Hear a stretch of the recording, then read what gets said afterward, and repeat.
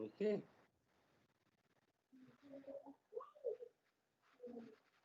You know, we should know about the basics of head injury, and we will first take a self-assessment test.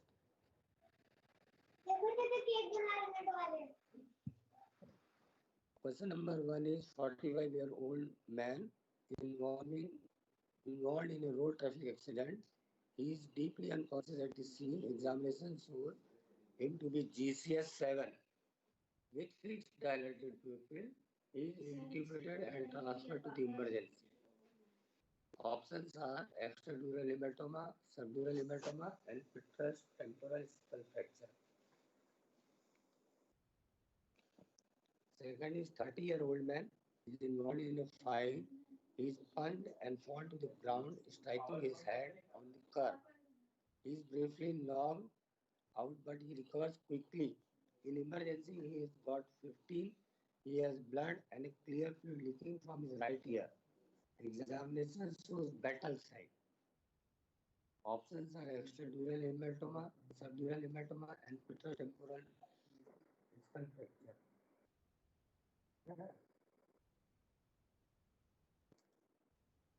A 25-year-old man fell 15 feet from tree.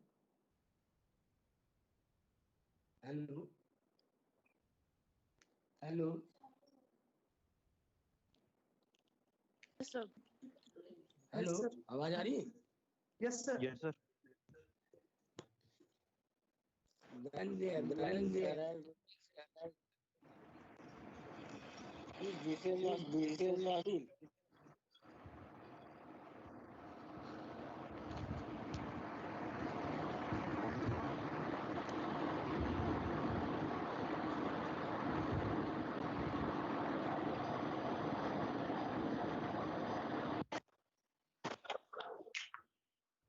Hello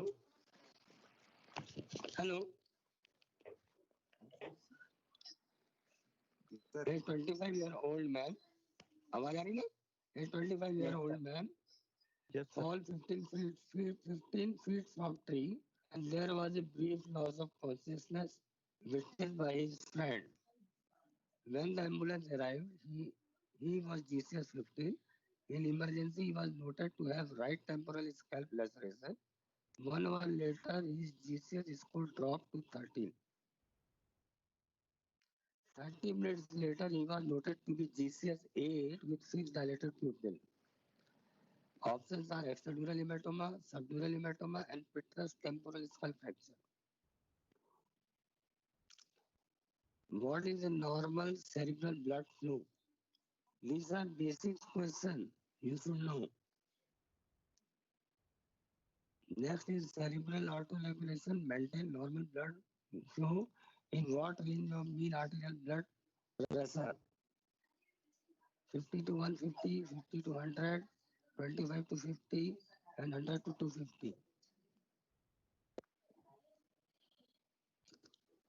Compensatory mechanism to maintain normal ICP in face of increasing intracranial tension.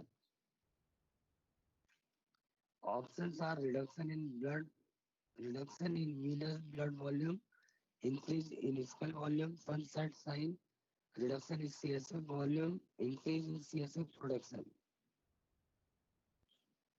In GCS, means Glasgow Coma scale, what is 2? Maximum score is 15, minimum score is 0. GCS 10 means patient is in coma.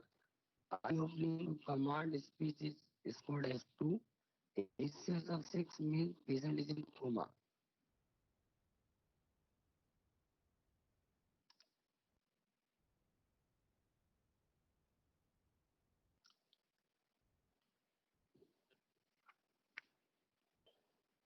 Now we will start our class. Entire nervous system is ectodermal in origin and brain constitutes only 2% of body weight and requires 18% of cardiac output and 20% oxygen is used by the body. Normal cerebral blood flow is about 50 ml per 100 gram of brain tissue per minute. Total volume of CSF is about 45 ml, 25 ml located in ventricles, and CSF is formed at a rate of 0.35 ml per minute.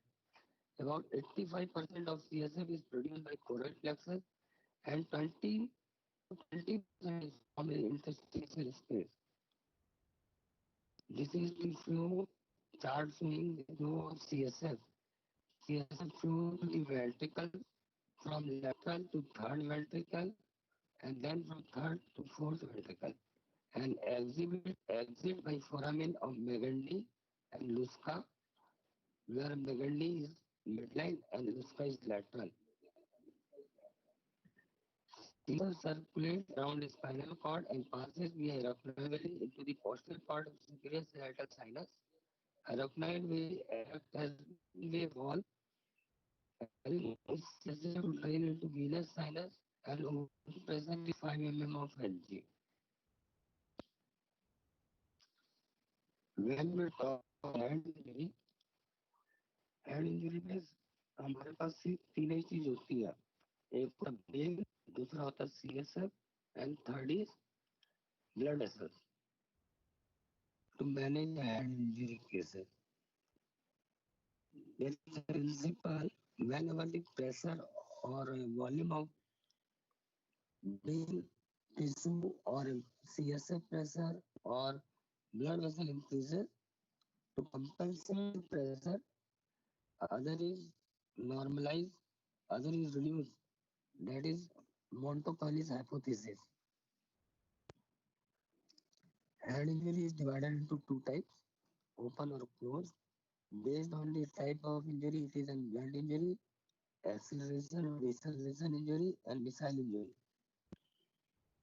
And pathologically, it is classified as primary and secondary. Primary lesion is diffuse axonal injury, searing lesion, and contusion and burst flow. Secondary lesions are swelling, hemorrhage, hematoma, subdural hematoma, intracerebral hematoma, infection, and subarachnoid hematoma. When we talk about hand injury, one word is triage. Triage is derived from French word means sword. When we are dealing with a mass casualty, अगर आप casualty में बैठे और मास casualty आ गई 10-20 patient एक साथ आ गए तो it is N doctor on duty जो डिसाइड करता है कि किसमें टाइम देना है किसमें टाइम नहीं देना है कब इसको देखना है तो उसको manage such type of patient and emergency casualty it is flagged red yellow blue green white to decide means if red patient is flagged red means immediate help is necessary. For example, patient is having a chest injury, pneumothorax, तो क्या होगा अगर हम उसको तुरंत manage नहीं करेंगे तो we will lose the patient. ठीक है. येलो फ्लैग कर दिया means urgent help is necessary. You have 5-10 minutes to see that patient. And green means we can delay the patient, we can look after 1 or 2 hours. Patient is settled and required time.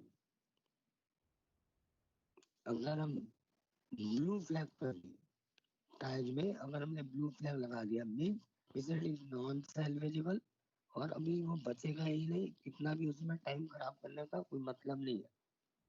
And white and black is flag dead people. ठीक है. तो जब भी हम casualty में duty करते हैं तो इट इज ड्यूटी डॉक्टर्स की ड्यूटी होती है कि कैजुअलिटी कैसे मैनेज करना है और पेशेंट को फ्लैग करना है ताकि जब भी रिलेवेंट कंसल्टेंट आए तो उसके हिसाब से हम उस पेशेंट को टाइम दे पाए ताकि we can salvage each and every patient. ठीक है. when we are dealing with a head injury, head injury में 2-3 चीज इंपॉर्टेंट होती है. एक होता है neurological assessment of the patient and यानी general condition of the patient.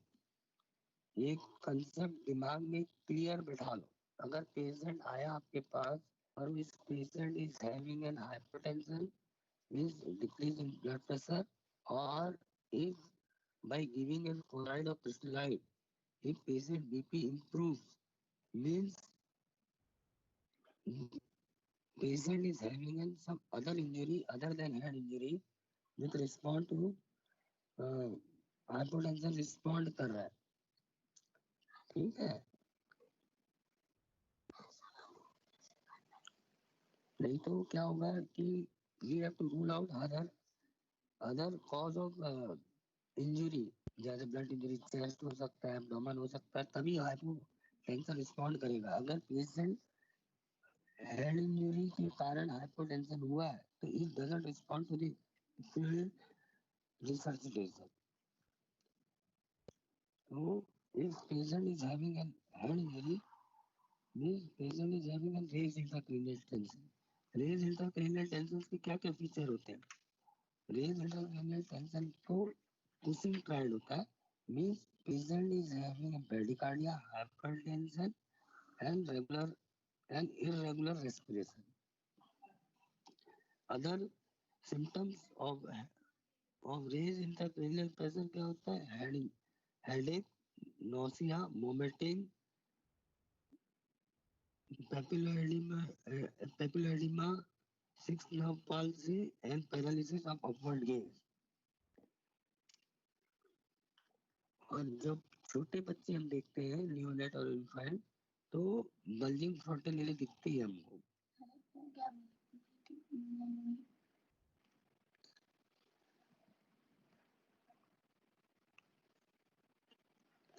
And neurological assessment of the patient is done by a Glasgow Coma Scale. Glasgow Coma Scale इसलिए important है कि by Glasgow Coma Scale we decide whether this patient is having a mild brain injury, moderate brain injury, or a severe brain injury.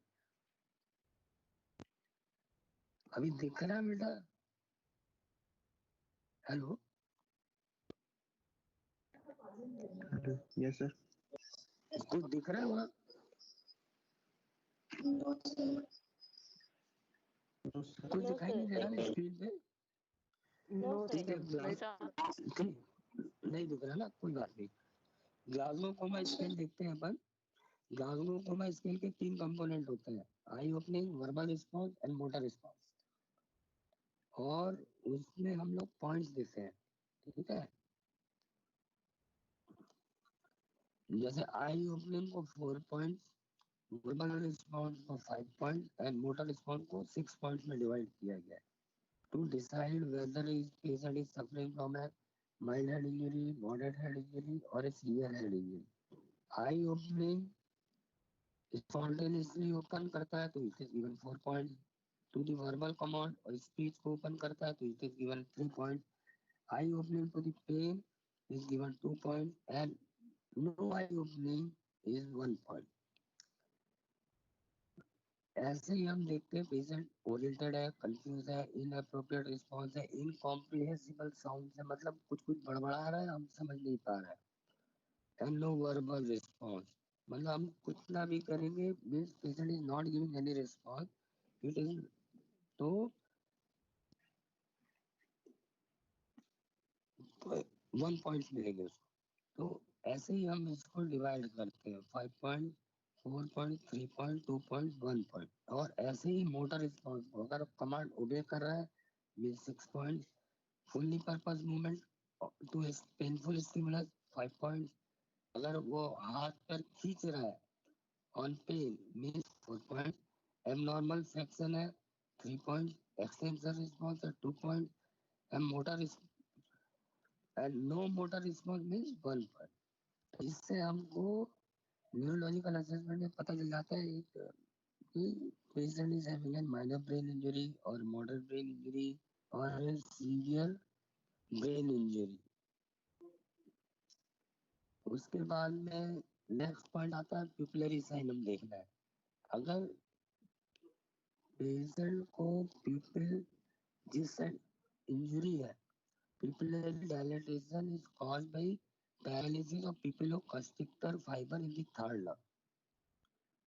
Pupillary dilatation is due to ischemia of third nucleus and midbrain, which is caused by pressure on posterior cerebral artery. ठीक है, इसलिए हम pupil dilatation देखते हैं क्योंकि जिस side चोट लगती है, मतलब जिस साइड ब्रेन इंजरी है, उसी साइड की pupil सबसे पहले डायलेटेड होती है. तो हमको पेशेंट को ऑपरेट करना है नहीं करना है. पहले जमाने में तो सीटी स्कैन होते नहीं थे. अब सीटी स्कैन से हम देखते हैं, देखने के बाद डिसाइड करते हैं कि वेदर दिस पेशेंट को हम ऑपरेट करना है नहीं करना है, किस साइड ऑपरेट करना है. लेकिन पहले जमाने में जब सीटी नहीं था, तब जिस साइड की पीपल पहले डायलेट होती थी, है ना, तो हम ये डिसाइड करते थे कि इस साइड का पहले ऑपरेट करना है. ठीक है, people on the first dilated side to be operated first. ठीक है, और सीरीज ऑफ पिपलरी चेंजेस होते हैं जिसको हम हचिंसन पिपल बोलते हैं. इसके बाद हर्निएशन का साइन होता है. जो ब्रेन हर्निएशन होता है वो ब्रेन हर्निएशन 3 टाइप के होते हैं. सबफेसियल हर्निएशन, ट्रांसकॉर्टिकल हर्निएशन और ट्रांसफोरामिनल हर्निएशन. ठीक है, जब हम सेरिब्रल ब्लड फ्लो की बात करते हैं तो cerebral blood flow auto regulation होता है एंड सेरिब्रल ब्लड परफ्यूजन हो. Average cerebral blood flow is normally about 50 ml per 100 gram of brain tissue per minute, जिसमें से grey matter is having 75 ml per 100 gram और white matter को 25 ml per 100 gram जाता है. ठीक है, blood flow to the brain is directly proportional to mean arterial pressure.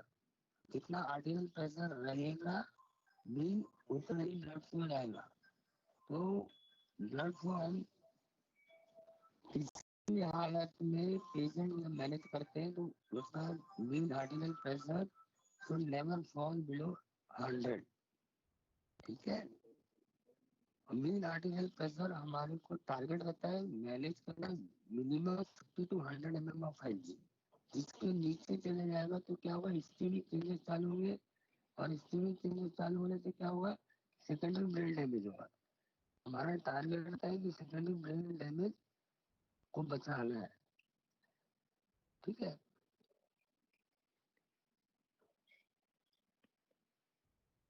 अभी देख रहे हैं बेटा? Yes, sir. Hello, Yes, sir. Yes, sir. Yes, sir. yes sir, दिख रहा है ना? Yes, sir. Yes, sir.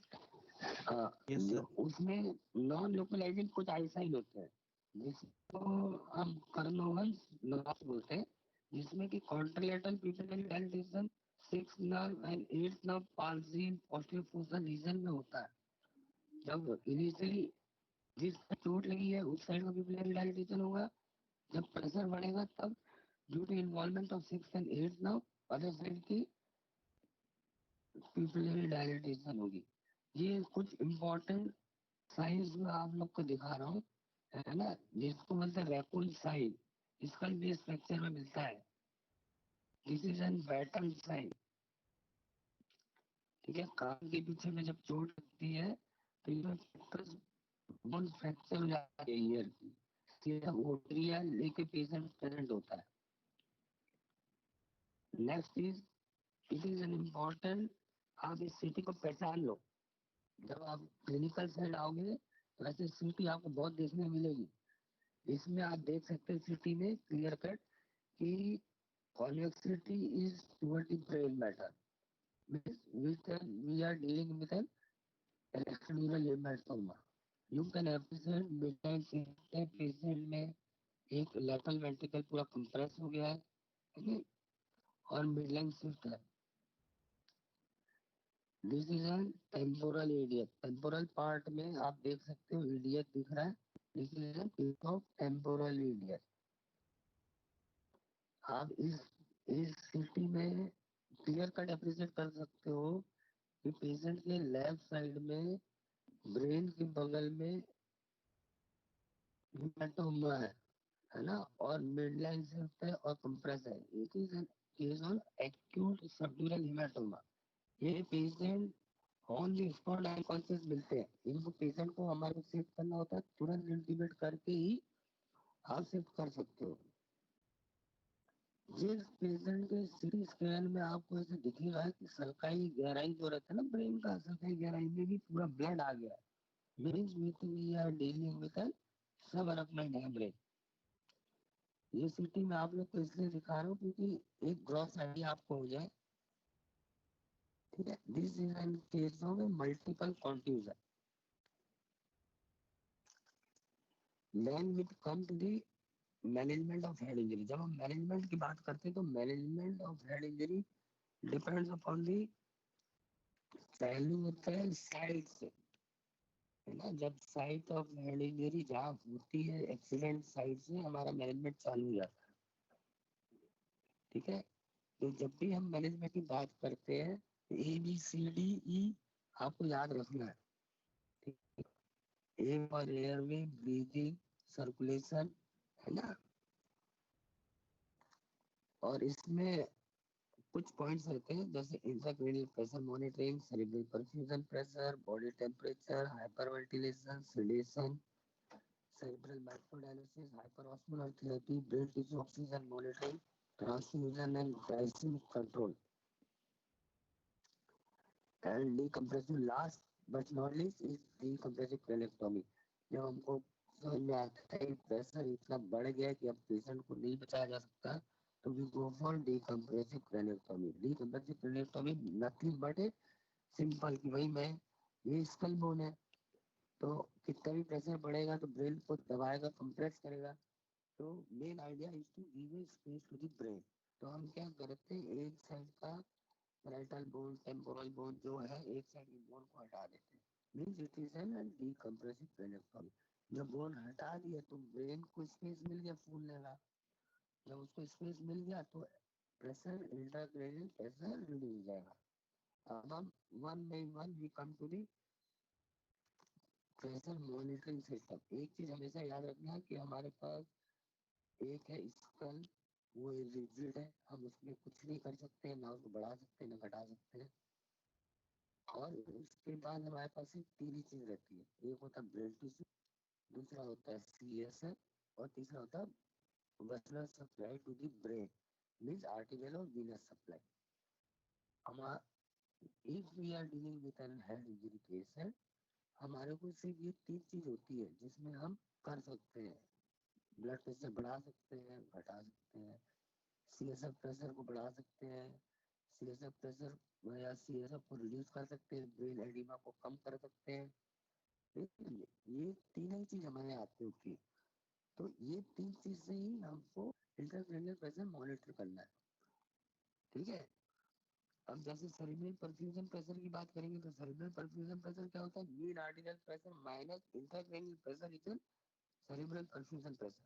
और हमारा टारगेट रहता है कि सेरेब्रल परफ्यूजन प्रेशर किसी भी हालत में 50 mm ऑफ Hg से नीचे नहीं जाना चाहिए, ठीक है। And when we come to the management of head injury, तो सबसे पहली चीज होती है पेशेंट की हिस्ट्री, है ना। History is an important. जब हम हिस्ट्री लेते हैं उसके बाद फिजिकल एग्जामिनेशन करते हैं, वाइटल साइन लेते हैं, हाइपरटेंशन, हाइपोटेंशन, ठीक है। और इम्पोर्टेंट चीज ये थी कि एक्सप्रेशन कैसा पेशेंट का, क्योंकि different lesion of the brain, patient is having a different types of respiration. जैसे for example lesion in the forebrain रहेगा तो क्या होगा, पोस्ट हाइपर वेंटिलेशन एप्निया मिलेगा पेशेंट। और लीजन सेरेब्रल हेमिस्फीयर में रहेगा या इन्वॉल्विंग बेसल गैंग्लिया रहेगा तो क्या होगा, सिस्टम रेस्पिरेशन मिलेगा। Lesion in the midbrain cause central neurogenic hyperventilation. Lesion in the lower pons रहेगा तो क्या होगा, एपन्यूरिस्टिक ब्रीदिंग मिलेगी। और मेडुलरी लीजन रहेगा तो क्या मिलेगा, सिन स्ट्रोक ब्रीदिंग मिलेगी। वैसे ही हमारे को प्यूपिल रहता है, जब हम पेशेंट का न्यूरोलॉजिकल एग्जामिनेशन करते हैं तो प्यूपिल देखते हैं, पीपल अलग अलग इंजरी में अलग अलग साइज की पीपल मिलती है। When a cortical lesion is present, size of pupil may be 6 millimeter और आई साइन मिलेंगे, उसमें क्या होगा, वॉन्डरिंग और रिवॉल्विंग आई मूवमेंट मिलेंगे। बेसल गैंग्लियम की इंजरी रहेगी या लीजन जैसी बेसल गैंग्लियम मिलेगा तो डाउनवर्ड और इनवर्ड मिलेगा पिपलिंग। पिपल जो रहेगा side eyes are deviated downward and inward. Mid brain lesion रहेगा तो निस्थैग्मस मिलेगा, कन्वर्जन निस्थैग्मस मिलता है मिड ब्रेन लीजन में। और पॉन्स में इंजरी रहेगी तो कंस्ट्रिक्टेड पिपल मिलेगा। ठीक है, we will get a bilateral constricted pupil with raise in temperature। इसका मतलब है कि उसकी पॉन्स में इंजरी है। और मेडुलरी लीजन रहेगा तो डाउनवर्ड डिस्टैगस मिलेगा। तो न्यूरोलॉजिकल एग्जामिनेशन पेशेंट का हमको देखना है कि नहीं, उसका रेस्पिरेशन कैसा है, बीपी कितना है, ये जनरल एग्जामिनेशन हो गया। उसके बाद इम्पोर्टेंट चीज आती है, उसको हाइपरथर्मिया तो नहीं है या हाइपोथर्मिया तो नहीं है, ये देखना है। क्योंकि पॉन्टाइन हेमरेज रहता है ना, तो पॉन्टाइन इंजरी होगी तो हाइपरथर्मिया हुआ। ठीक है, तो वो हमारे को मैनेज करना। अब आ जाने का करंट कंसेप्ट क्या है ट्रॉमेटिक ब्रेन इंजरी मैनेज करने का। Blood pressure to be maintain more than 100 mm of Hg, arterial hypertension, systolic BP below 90 should be avoided। है ना, ये लेवल 2 रिकमेंडेशन है। भाई आजकल हम लोग जो ट्रीटमेंट करते हैं पेशेंट का, है ना, तो एविडेंस बेस्ड ट्रीटमेंट होता है। आज के जमाने में एविडेंस बेस्ड ट्रीटमेंट होता है। आजकल आप कोर्ट भी जाओगे ना, क्योंकि जितने हेड इंजरी डील करते हो ऑल केसेस आर एलसी। तो एमएलसी में मेडिको लीगल केसेस। तो क्या होता है कि जब हम कोर्ट जाते हैं ना, तो वो पूछता है डॉक्टर साहब आपने मैनिटोल क्यों दिया, डॉक्टर साहब आपने ये क्यों दिया, वो क्यों दिया। तो हमको बताना पड़ता है कि एविडेंस बेस्ड मेडिसिन के हिसाब से इस चीज का रिकमेंडेशन लेवल 2 है, इसका लेवल 1 है, और उसके हिसाब से हमको जवाब देना पड़ता है। ठीक है, तो blood pressure should never be below 90। Oxygen saturation जब हम बात करेंगे तो ऑक्सीजन सैचुरेशन शुड, पेशेंट को हाइपोक्सिया नहीं होना चाहिए, it should be maintain above 90। Hypoxia means PO2 less than 60 mm of Hg और oxygen saturation less than 90 mm of Hg should be avoided।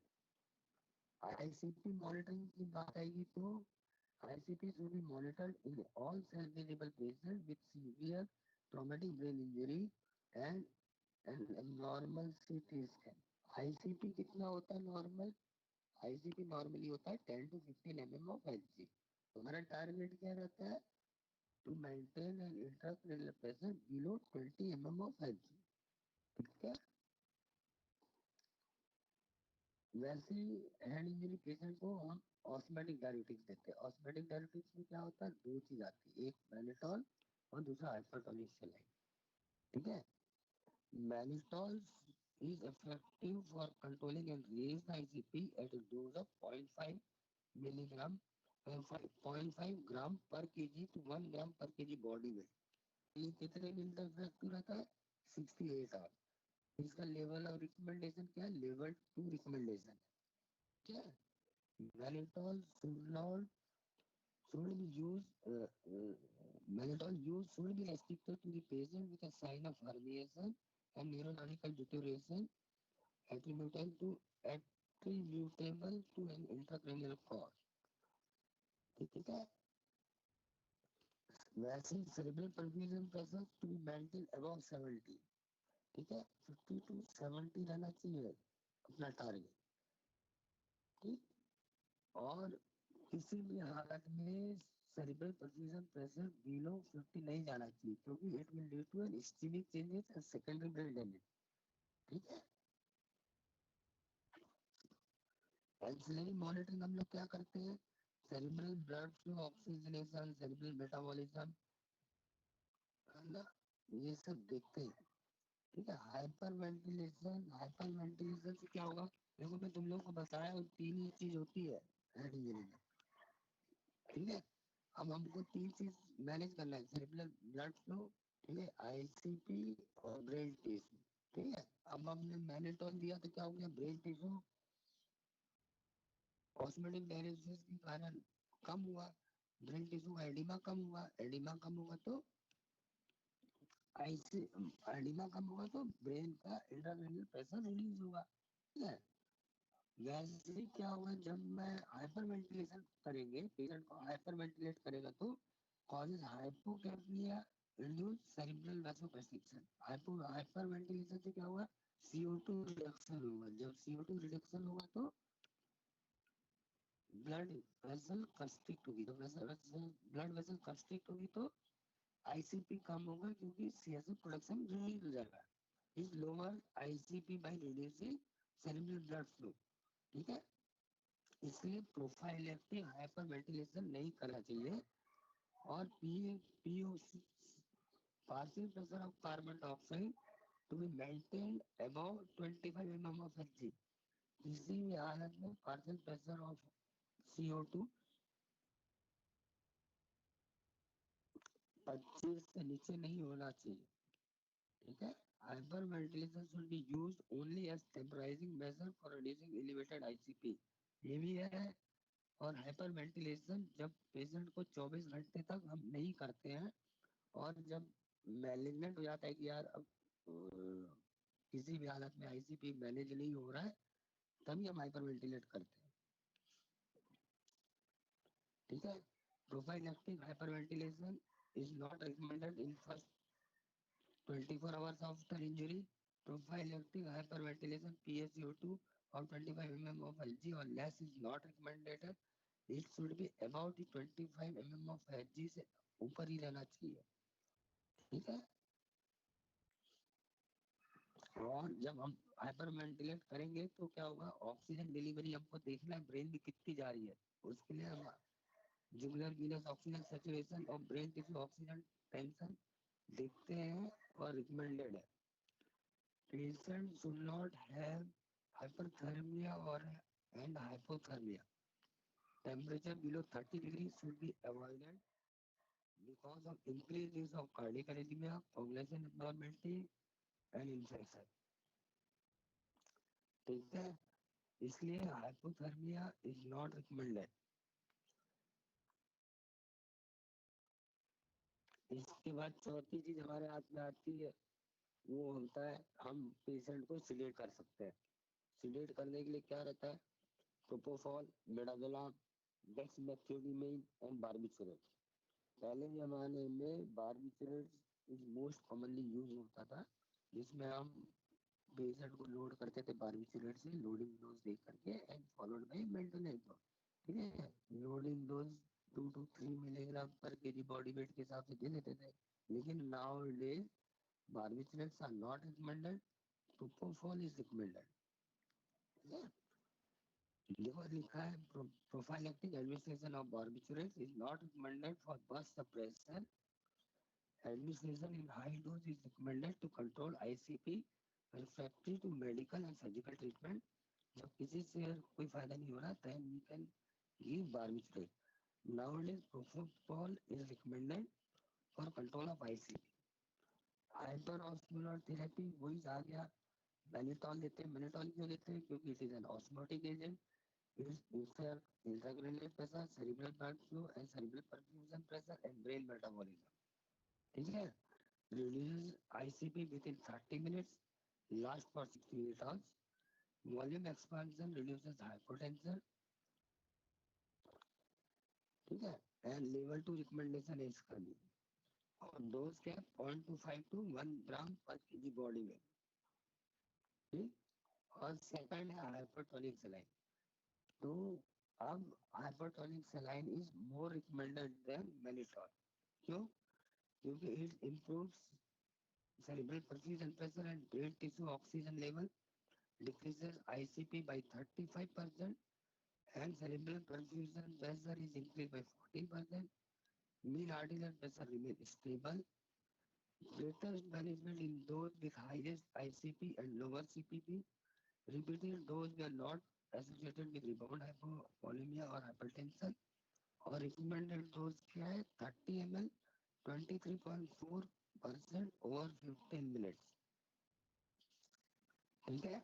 Hypotonic saline आज के डेट में hypotonic saline is more recommended than mannitol. ठीक है. इसके अलावा हम head injury cases में क्या क्या मॉनिटरिंग कर सकते हैं. जुगुलर वीनस सैचुरेशन कर सकते हैं. जुगुलर वीनस सैचुरेशन और ब्रेन टिश्यू ऑक्सीजन मॉनिटरिंग कर सकते हैं. ठीक है. जुगुलर वीनस ऑक्सीजन मॉनिटरिंग कर सकते हैं. ठीक है. और इससे हमको पता चलता है कि जुगुलर वीनस ऑक्सीजन मॉनिटरिंग हमारा it should be more than 60%. Less than 60% lead to ischaemia and ischaemic changes and lead to secondary brain damage. एक होता है सेरेब्रल माइक्रोडायलिसिस. इसमें हम क्या करते हैं जो प्रोडक्ट्स होते हैं उसके असेस करते हैं. measuring partial pressure of oxygen of brain and metabolites using microdialysis. ठीक है. measures also local brain metabolism. इससे हम लोग क्या क्या असेस करते हैं lactate pyruvate ratio and glucose glutamate urea electrolyte. Saturation होता है ना. जैसे हम जुगुलर वीनस प्रेशर सैचुरेशन पे और अगर 60% रिड्यूस आया तो उस पेशेंट में हमारे को देखेंगे कि लैक्टेट लेवल रेज हो जाता है. लैक्टेट लेवल रेज क्यों हो जाता है ड्यू टू इस्चीमिया. ठीक है. और इसमें एक चीज और देखा गया है कि decrease extracellular glucose is associated with high mortality. ठीक है. हेड इंजरी केसेस में hematocrit should be maintained about 30%. ठीक है. Because reduced oxygen supply may lead to secondary injury, but transfusion is associated with poor outcome. So transfusion is not recommended in cases of head injury. Next important factor is glycemic control of the patient. Hyperglycemia is associated with poor outcome. ठीक है. Hypoglycaemia से क्या होता है secondary ischaemia blood brain barrier injury हो जाता है. Brain tissue acidosis हो जाता है. ठीक है. तो इसलिए जो भी पेशेंट का हमको ग्लूकोज मॉनिटरिंग करना होता है 80 to 100 ml ऑफ एनजी के बीच में हम उसका ग्लूकोज मॉनिटरिंग करते हैं. उसके लिए हम we start with insulin therapy. ठीक है. इसमें एक चीज और इम्पोर्टेंट है कि जो ब्रेन एडिमा होता है ना ब्रेन एडिमा 3 टाइप के होते हैं. ठीक है. Cytotoxic oedema, vasogenic oedema and interstitial oedema. जो साइटोटॉक्सिक एडिमा होता है ना cytotoxic oedema is also known as grey matter oedema. ठीक है. साइटोटॉक्सिक एडिमा क्यों होता है क्योंकि मेटाबोलाइट चेंजेस के कारण होता है. अब वैसोजेनिक एडिमा जो होता है it is also known as white matter oedema.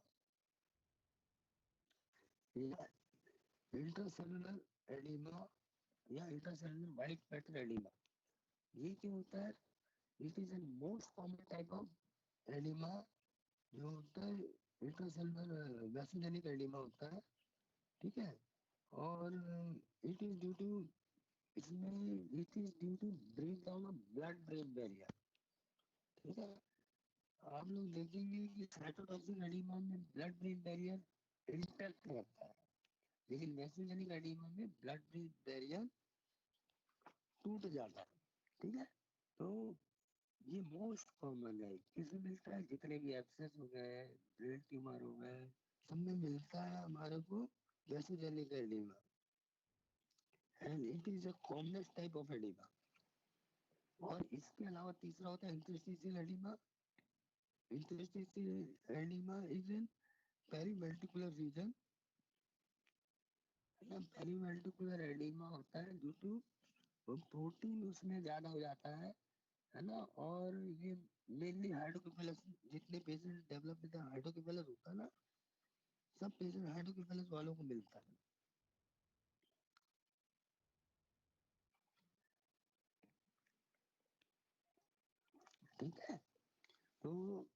इसीलिए आप देखोगे कि हेड इंजरी में we do not give steroid, क्योंकि स्टेरॉइड में वैसोजेनिक एडिमा का कोई फायदा नहीं देखा गया स्टेरॉइड देने से। Steroid is not recommended in cases of head injury, ठीक है, क्योंकि head injury lead to the cytotoxic oedema, लेकिन vasogenic oedema it respond very well to the steroid.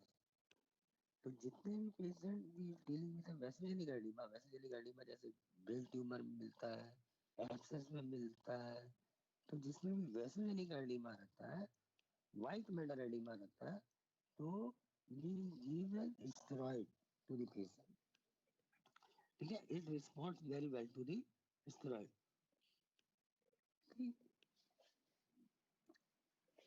Lastly जब किसी चीज से इंट्राक्रेनियल प्रेशर मॉनिटर नहीं हो रहा है, then we go for decompressive craniectomy. Decompressive craniectomy क्या होता है? दो टाइप के होते हैं, है ना, एक प्रोफाइलेक्टिक और एक थेरापेटिक, ठीक, which is used for intracranial, recently used for high intracranial pressure as a primary procedure in evacuation of acute subdural hematoma when a surgeon felt that the brain was very tight and edematous. This procedure allows brain to expand and consequently facilitate to control IIC. Prophylactic and therapeutic होता है, और इसमें adverse side effect क्या होता है? जब हमने डीकम्प्रेसिव क्रेनिक्टोमी कर दिया तो क्या हुआ है? इंक्रीज ब्रेन एडिमा, एकदम अनकंट्रोल ब्रेन एडिमा होता है, brain herniates rapidly through the defect resulting in a tense flap, subdural flexion होता है, hydrocephalus होता है, brain infarction, meningitis, cerebral abscess, कुछ भी हो सकता है, ठीक है। ये तुम्हारा basics of head injury management तुम लोग को बताया हूँ, ठीक है। ऑब्जेक्टिव टाइप क्वेश्चन भी बता दूं क्या? Hello hello, yes sir. Yes, sir. हाँ, आंसर बताऊं ऑब्जेक्टिव टाइप से? Yes sir. Yes, sir. देखो ये क्वेश्चन तो तुम्हारा क्वेश्चन नंबर 1, दिख रहा है वहां का भी? 45-year-old man involved in a road traffic accident. He is deeply unconscious at a scene. Examination shows him to be GCS7 with fixed dilated pupil. He is intubated and transferred to the emergency. Means patient is dealing with a subdural hematoma, serious injury associated with, है ना, underlying brain injury. The patient usually unconscious at the time of injury, है ना, and ठीक है, intubation और ventilation करके hypotension should be treated. Raccoon sign, raccoon sign दिखाया था ना फोटो, याद आया? अभी दिखाता हूँ, Yes, sir. Yes sir. दिखा रहा हूँ। Yes sir.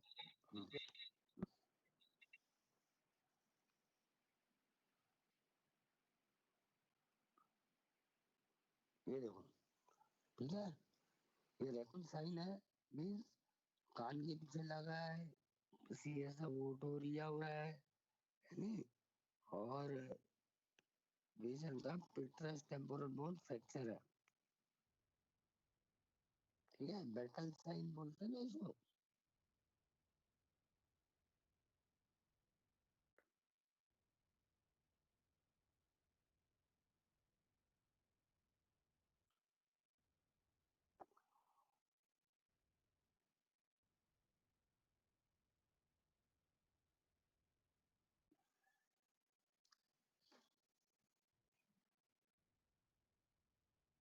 ठीक है, a 25-year-old man fell 15 feet from a tree. There was a brief loss of consciousness witnessed by the friend. When an ambulance arrived, he was GCS 15. In emergency, he was noted right temporal scalp laceration 1 hour later. his GCS score dropped to 13. 30 minutes later, he was noted to be GCS 8 with his dilated pupil. इसका मतलब क्या हुआ? Patient is having a lucid interval. Lucid interval कैसे मिलता है? Extradural hematoma में. Extradural hematoma में most commonly कौन सी आर्टरी ब्लीड करती? Middle meningeal artery. तो जब इसको इंजरी हुई तो मिडिल मेनिंजियल आर्टरी इंजरी हुआ, उसके कारण हेमाटोमा बना, पेशेंट सडन अनकॉन्शियस हुआ, he regained consciousness और उसके बाद में आधा एक घंटे तक वो बढ़िया रहा और धीरे धीरे हेमाटोमा बढ़ते चला गया. This means we are dealing with an extradural hematoma. ठीक है, देखो लिखा हुआ है इसमें ना, the extradural hematoma collects over time. Initially, the compensatory mechanism described by Monro-Kelly's doctrine to maintain ICP, but eventually brain shift occurred with raised ICP and patient started to deteriorate. ठीक है, और so means we are dealing with an extradural hematoma. ये बताओ, third part of vertebral artery related to which bark area in following diagram. पीछे से जाती है ना, ठीक है.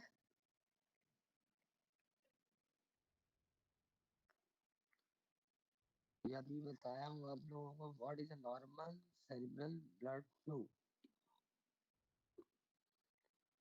That is 55 ml per 100 gram per minute. Cerebral auto regulation क्या होता है? Cerebral auto regulation maintain normal cerebral blood flow in what range of mean arterial blood pressure? Answer is a 50 to 150 mm of Hg. ठीक है, cerebral auto-regulation means maintain normal cerebral blood flow between mean arterial pressure of 50 to 150 mm of Hg. Cerebral auto-regulation is mechanism by whereby cerebral blood flow is maintained in face of variation. और ये कैसे होता है? Smooth muscle in the wall of arteriole in the brain respond to the stretch in vessels and alter the diameter of blood vessel accordingly. Concentration of O2 and CO2 causes alteration in diameter of arterioles. Concentration of metabolites such as potassium and hydrogen cause variation in blood vessel diameter. Increased concentration of these metabolites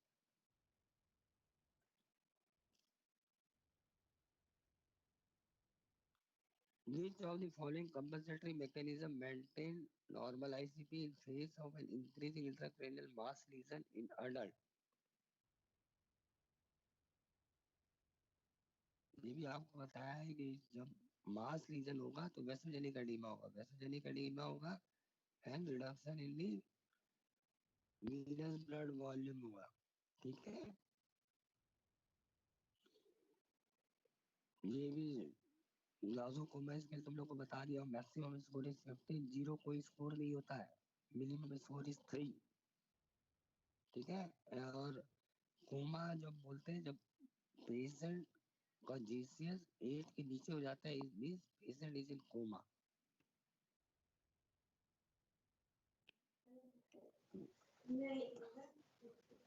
hello,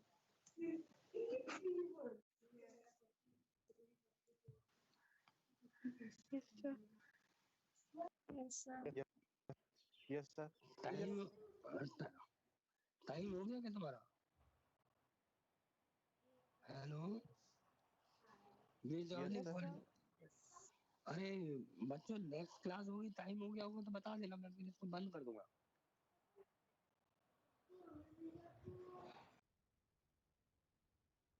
ये भी पता है तुम लोग को, ये भी पता है. Which of the following included the secondary lesion following head injury?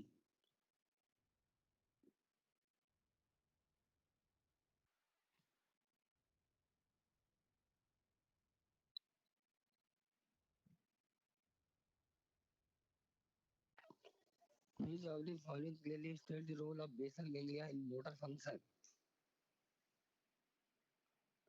Motor function में क्या होता है? प्लानिंग होती है यानी बेसल गैंग्लिया में. Broca's area is located at the inferior frontal gyrus 44 and 45.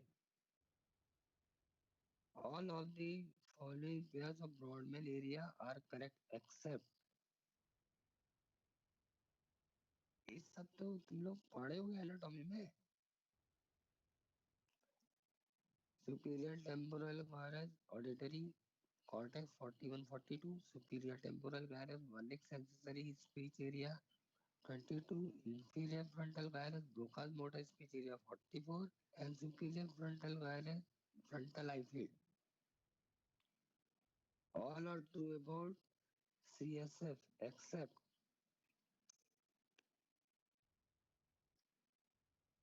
ये भी तुम लोग बताया और CSF कैसे बनता है क्या होता है नहीं. CSF जब हाइड्रोकेफेलस होता है ना, जब CSF प्रेशर बढ़ता है तो हाइड्रोकेफेलस होता है. हाइड्रोकेफेलस दो टाइप के होते हैं, एक कम्युनिकेटिंग एक non communicating. Non communicating is also known as obstructive hydrocephalus. जब भी हम सीटी स्कैन देखते हैं ना तो उसमें से एक ही चीज ध्यान से देखा होगा, अगर फोर्थ वेंट्रिकल भी डायलेटेड है, विथ थर्ड वेंट्रिकल डायलेटेड है, फोर्थ वेंट्रिकल भी डायलेटेड है और लेटरल वेंट्रिकल भी डायलेटेड है, means we are dealing with an communicating hydrocephalus.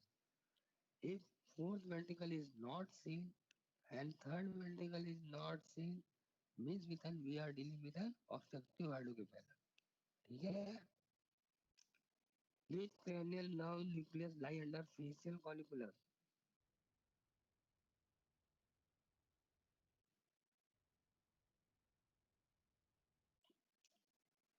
ठीक है. Facial colliculus is raised due to axons of facial nerve winding around abducent nucleus. इसका मतलब है कि सिक्स नर्व रहती है. ठीक है. ये all are the parts of corpus callosum except Indocium gyricium is a thin layer of gray matter in contact with dorsal surface of corpus callosum and continues laterally with gray matter of cingulate virus. ये क्या है? कौन सा insula है? Identify insula in coronal section of the brain. तो इसमें ध्यान से देखोगे तो A जो है that is an frontal cortex, B is an basal ganglion, C is an insular cortex, and D is a thalamus. A man with an aphasia, unable to name things and repetition is poor. However, compression, fluency, and articulation are unaffected. He is probably suffering from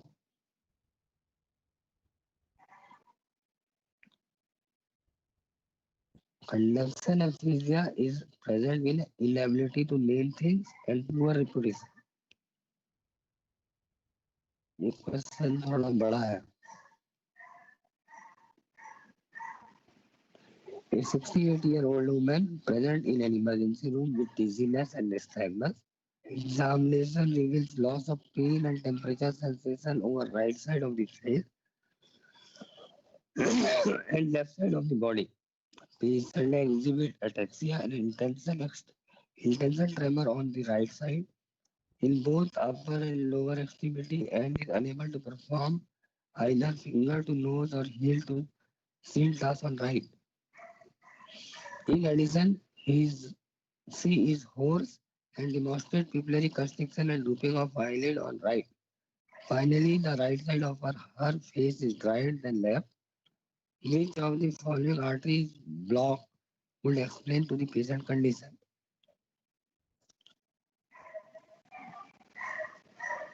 अरे right